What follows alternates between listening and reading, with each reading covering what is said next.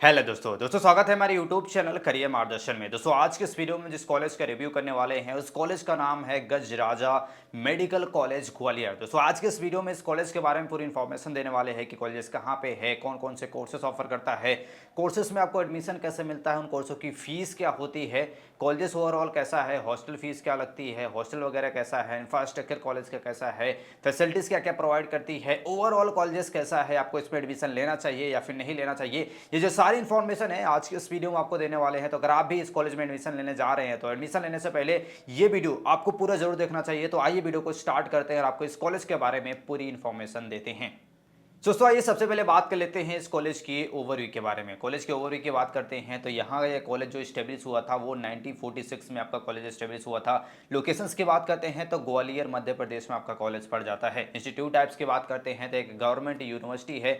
इसके साथ साथ बात करते हैं आपके कैंपस एरिया की, तो यहाँ पे लगभग 196 एकड़ में फैला हुआ इसका कैंपस एरिया है। तो ओवरऑल कॉलेज की बात करते हैं, बेसिक जो इन्फॉर्मेशन थी वो हमने आपको दे दी है। तो ये कॉलेज का ओवरव्यू हो गया। अब सबसे जो इंपॉर्टेंट आता है इसमें आता है कि कौन कौन से कोर्सेस यहाँ पे ऑफर किए जाते हैं, कौन कौन से कोर्सेस हैं जो इस कॉलेज से आप कर सकते हैं, और इसके बारे में हम थोड़ा डिटेल्स में बात करेंगे। तो वीडियो में अंत तक बने रहिए। आइए आपको बताते हैं इसके कोर्सेज के बारे में। तो सबसे पहले आप यहाँ से एमबीबीएस कोर्स कर सकते हैं। एमबीबीएस कोर्स की बात करते हैं, नंबर ऑफ सीट जो है वो 200 है टोटल, और स्टेट लेवल यानी कि जो मध्य प्रदेश के स्टूडेंट हैं उनके लिए जो सीटें रिजर्व हैं वो हैं 164। इसके साथ साथ ऑल इंडिया वाले स्टूडेंट अगर यहाँ से आके एडमिशन लेना चाहते हैं तो उनके लिए 30 सीटें रिजर्व हैं।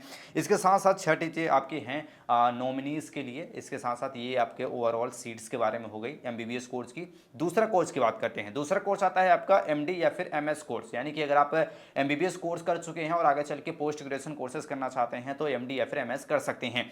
एमडी और एमएस में कई सारे आपके यहाँ पे एलिजिबिलिटी देखने को मिल जाती है। अलग अलग स्पेशलाइजेशन कोर्सेज होते हैं जो भी स्क्रीन पे आप देख पा रहे होंगे, ये सारे आपके स्पेशलाइजेशन होते हैं और अलग अलग सीटेज में होती है। टोटल सीट को आपके बारे में बता देते हैं। तो एमडी और एमएस के लिए जो आपकी सीटें निर्धारित हैं वो है 164। तो कोर्सों के बारे में आई होप समझ गए होंगे एमडी और एमएस के बारे में। इसके साथ साथ इसमें आपको एमच जो आपको कराया जाता है पैडेमिक सर्जरी में, न्यूरो सर्जन में। इसके साथ साथ डीएम यानी कि डॉक्टर ऑफ मेडिसिन कोर्स करना चाहते हैं एमबीबीएस कोर्स करने के बाद तो इसे भी कर सकते हैं। न्यूरोलॉजी में कर सकते हैं और कार्डियोलॉजी में। तो ये कोर्सेज आपके होते हैं पोस्ट ग्रेजुएशन लेवल के कोर्सेज। नेक्स्ट कोर्स की बात करते हैं आपके स्पेशलाइजेशन की। स्पेशलाइजेशन में भी आपको 15 सीटें यहाँ पर रिजर्व हैं। किस में आप स्पेशलाइजेशन कर सकते हैं तो आप कार्डियोलॉजिस्ट में कर सकते हैं, न्यूरोलॉजिस्ट में, न्यूरो सर्जन में कर सकते हैं। इसके साथ साथ आप पैडेमिक सर्जरी जो होती है उसके अंदर आप स्पेशलाइजेशन कोर्सेज भी मौजूद हैं जो आप अपने ग्रेजुएशन कंप्लीट यानी कि एमबीबीएस कोर्स करने के बाद आप आगे चल के स्पेशलाइजेशन करना चाहते हैं तो इन सारे सब्जेक्ट में आप आसानी से स्पेशलाइजेशन भी कर सकते हैं। अब नेक्स्ट आता है आपका पैरामेडिकल के कोर्सेज। पैरामेडिकल के में ही आपके दो तरीके कोर्सेज होते हैं। पहले होते हैं डिप्लोमा लेवल के कोर्सेज, दूसरे होते हैं certificate level courses. Diploma level के कोर्सेज के बारे में बात कर लेते हैं। तो डिप्लोमा लेवल कोर्सेज में बात करते हैं तो कैच लैब टेक्नीशियन आता है जिसके लिए 10 सीटें निर्धारित है। मेडिकल लैब टेक्नीशियन के लिए 50 सीटें निर्धारित है। इसके साथ साथ पैरा ऑर्थोमिक जो असिस्टेंट होते हैं उनके लिए 15 सीटें रिजर्व हैं। इसके साथ साथ एक्सरे जो रेडियोग्राफर होते हैं उनके लिए 30 सीटें यहाँ पे रिजर्व है। इसके साथ साथ नेक्स्ट बात करते हैं आपके डायलिसिस टेक्नीशियंस जो होते हैं उनके लिए यहाँ पे 15 सीटें रिजर्व हैं। तो कुछ सीटें इस प्रकार से होती है। ये डिप्लोमा लेवल के कोर्सेज हैं आपके पैरामेडिकल की। अब बात कर लेते हैं सर्टिफिकेट लेवल के कोर्सेज की। सर्टिफिकेट लेवल में आता है आपका ओटी टेक्नीशियन जिनके लिए 15 सीटें रिजर्व हैं। एक्सरे आपके रेडियोग्राफर होते हैं जिनके लिए 15 सीटें यहाँ पे रिजर्व हैं। इसके साथ साथ बात करते हैं आपके हेल्थ इंस्पेक्टर जिनके लिए 20 सीटें यहाँ पर रिजर्व है। इसके अलावा भी यहाँ से आप नर्सिंग के कोर्सेज कर सकते हैं, बीएससी नर्सिंग कोर्स कर सकते हैं, एमएससी नर्सिंग कोर्स कर सकते हैं। इसके साथ साथ PG diploma BSc nursing course कर सकते हैं। पोस्ट बेसिक जो बीएससी नर्सिंग कोर्स होता है उसे भी कर सकते हैं। इसके अलावा भी आप बीडीएस जैसे कोर्सेज भी यहाँ पे कराए जाते हैं जिन्हें आप कर सकते हैं। तो कोर्सेज के बारे में आई होप सारा कुछ समझ गए होंगे। कोर्स काफी ज्यादा यहाँ पे इंपॉर्टेंट होता है तो कोर्स के बारे में आपको ज्यादा से ज्यादा पता होना चाहिए। तो सारा डिटेल्स में हमने बात कर लिया है कोर्सेज के बारे में। दोस्तों नेक्स्ट बात करेंगे सबसे जो इंपॉर्टेंट आता है इन कोर्सों में एलिजिबिलिटी क्राइटेरिया क्या चाहिए होती है और एडमिशन कैसे मिलता है। तो एमबीबीएस कोर्सेज करने जा रहे हैं या फिर मेडिकल के कोई भी कोर्सेज करने जा रहे हैं तो आपका जो एलिजिबिलिटी क्राइटेरिया होनी चाहिए, आपका 12th पास होना चाहिए। 12th में फिजिक्स केमिस्ट्री बायोलॉजी सब्जेक्ट और कम से कम 50 से 60% मार्क यहाँ पे एलिजिबिलिटी क्राइटेरिया में मांगा जाता है। इसके साथ साथ बात करते हैं एडमिशन प्रोसेस। तो नीट एग्जाम के थ्रू सारे ही कोर्सेज में आप एडमिशन ले सकते हैं। यहाँ पे कोई भी ऐसा कोर्स नहीं है जिसमें एडमिशन के लिए आपको नीट एग्जाम नहीं देना पड़े। तो ये आपको ये कंफर्म कर ले कि आपको नीट एग्जाम में काफ़ी अच्छा आपको स्कोर वगैरह करना होता है। कट ऑफ वगैरह क्या जाता है लास्ट में बात करेंगे वीडियो के। तो एडमिशन आप नीट के एग्जाम के थ्रू यहाँ पे ले सकते हैं। अब कौन से फीस स्ट्रक्चर क्या होती है और कौन से हॉस्पिटल से ये कनेक्टेड है, इसके बारे में हम बात कर लेते हैं। सबसे पहले आपको फीस स्ट्रक्चर के बारे में थोड़ा सा बता देते हैं। तो यहाँ से अगर आप एमबीबीएस कोर्स करने जा रहे हैं तो 5 साल की जो आपकी कोर्स होता है, 5.5 साल का कोर्स होता है, उसकी जो टोटल फीस लगने वाली है 5.2 लाख आपको लगने वाली है। एमएस या फिर एमडी कोर्स करने जा रहे हैं तो 3.6 लाख टोटल कोर्स की बात कर रहे हैं। इसके साथ साथ आप अगर आप पीजी डिप्लोमा कोर्सेज करने जा रहे हैं तो 1 लाख रुपए आपके पूरे कोर्स की फीस लगने वाली है। इसके साथ साथ एमआरएस कोर्सेज भी यहाँ पे मौजूद है जिनकी फीस लगभग 3.44 लाख रुपए के आसपास आपकी फीस पड़ जाएगी। तो फीस स्ट्रक्चर कुछ इस प्रकार से आपका होता है जो अभी ये स्क्रीन पर आप देख पा होंगे। ये सारा फीस स्ट्रक्चर के बारे में हो गया। अब नेक्स्ट बात करते हैं हॉस्पिटल के बारे में। ये सबसे इंपॉर्टेंट है, आपको जरूर पता होना चाहिए दोस्तों। अगर आप किसी भी मेडिकल कोर्सेज में एडमिशन ले रहे हैं तो अगर आप मेडिकल की पढ़ाई कर रहे हैं तो आपको एक हॉस्पिटल चाहिए होता है जहां पे आप जाके वहां पे इंटर्नशिप वगैरह ले सकते हैं, प्रैक्टिस कर सकते हैं, ताकि आपको एक्सपीरियंस हो जाए। थ्योरेटिकल नॉलेज आपको कॉलेज में दिया जाता है, हॉस्पिटल रहता है जहां पे आप जाके प्रैक्टिस कर सकते हैं। तो इस कॉलेज में कई सारे हॉस्पिटल से ये कॉलेज कनेक्टेड है। जैसे कि 1000 जो सीटें हैं वो आपकी जो हॉस्पिटल है जेएएच उससे कनेक्टेड है, वहाँ पे 1000 सीटें हैं। तो आप समझ सकते हैं हॉस्पिटल काफ़ी बड़ा है। इसके साथ साथ बात करते हैं आपके सुपर स्पेशलिस्ट हॉस्पिटल से भी कनेक्टेड है। इसके साथ साथ कमला राजा हॉस्पिटल, इसके साथ साथ नर्सिंग कॉलेजेस भी हैं। तो ये सारे चीज़ों से यह कॉलेज काफ़ी ज़्यादा कनेक्टेड है।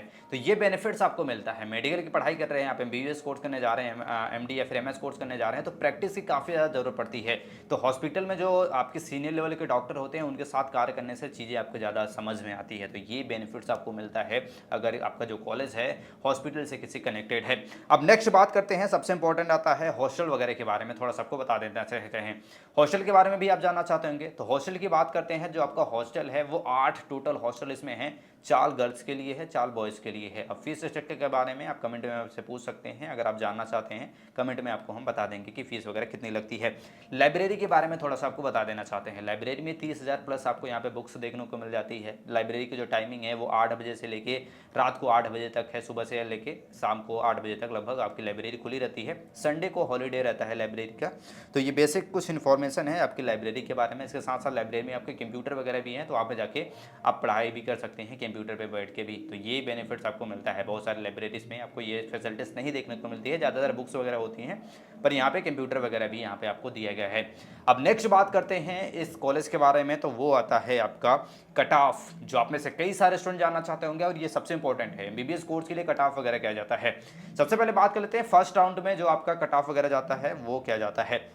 तो एमबीबीएस कोर्स अगर आप एडमिशन लेना चाहते हैं तो आपका जनरल कैंडिडेट के लिए 2022 में जो कट ऑफ गया था वो है आपका 5969, 2023 में गया था 6062, 2024 में गया था आपका 5674। तो कट ऑफ आपका इस प्रकार से कुछ गया था। ये है आपका जनरल कैंडिडेट के लिए। ओबीसी के लिए गया था आपका 8109, 2023 में गया था 8007 और 2024 में गया था 7539। तो ये फर्स्ट राउंड में आपका कट ऑफ वगैरह जाता है।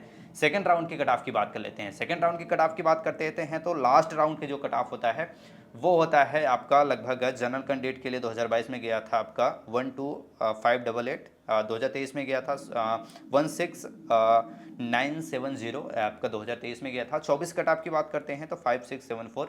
ये आपका जो 2024 में गया था जब फर्स्ट राउंड में, वही लास्ट राउंड में भी गया था, उसी पे ही क्लोज कर दिया गया था।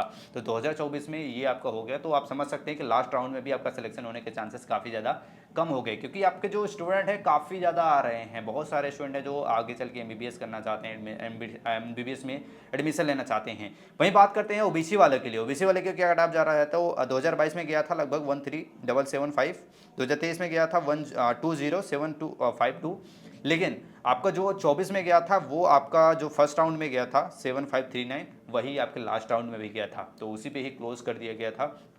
तो ये कट ऑफ वगैरह काफ़ी ज़्यादा हाई जाता है। कारण इसका है कि ये एक गवर्नमेंट कॉलेज है, फीस बहुत कम लगती है। वैसे आप प्राइवेट में जा रहे हैं तो लगभग 20-20 लाख रुपए, 30-30 लाख रुपए आपको पर ईयर फीस लगती है, यानी कि एमबीबीएस कोर्स करने में ही आपको करोड़ों रुपए लग जाएंगे। लेकिन गवर्नमेंट में अगर आप एडमिशन पा जाते हैं तो आपको बहुत आसानी से, जैसे कि हमने बात किया कि सिर्फ 4 से 5 लाख रुपए, 5 से 6 लाख रुपए में आपको एमबीबीएस कोर्स की डिग्री मिल जाती है।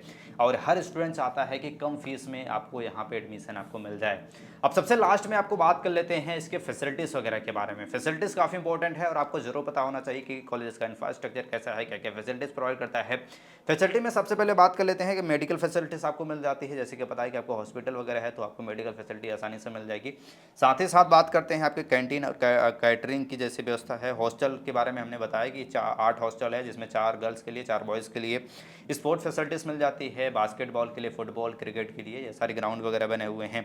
एकेडमिक बिल्डिंग्स आपको मिल जाती हैं, अलग अलग जो एकेडमिक्स होती हैं, अलग अलग कोर्सों की अलग अलग यहाँ पे फैकल्टी है और अलग अलग आपके बिल्डिंग्स बनी हुई हैं, सारी चीज़ें। इसके साथ साथ लाइब्रेरी आपको देखने को मिल जाता है, जैसे कि हमने ऑलरेडी बात कर लिया है। डिजिटल क्लासरूम आपको मिल जाएगा, लेबोरेटरीज मिल जाएगी। इसके अलावा और भी जो स्क्रीन पे भी देख पा रहे होंगे, ये सारी फैसिलिटीज़ आपको इस कॉलेज में देखने को मिल जाती है। ओवरऑल कॉलेज की बात करते हैं, one of the best college है, काफ़ी पुराना कॉलेज है, तो आप आसानी से यहाँ पे चाहे तो एडमिशन ले सकते हैं। एडमिशन के लिए थोड़ा कट ऑफ वगैरह हाई जाता है, तो नीट में आपको काफ़ी अच्छी मेहनत करनी होती है। आई होप इस कॉलेज के बारे में सारा कुछ आप समझ गए होंगे। वीडियो से कोई भी मैंने क्वेश्चन हो, डाउट्स हो, आप कमेंट में भी उनसे पूछ सकते हैं। आई होप ये जानकारी अच्छी लगी, वीडियो हेल्पफुल लगा होगा। और ऐसी जानकारी के लिए इस चैनल को लाइक और सब्सक्राइब जरूर कर ले। मिलते हैं नेक्स्ट वीडियो में, तब तक के लिए जय हिंद।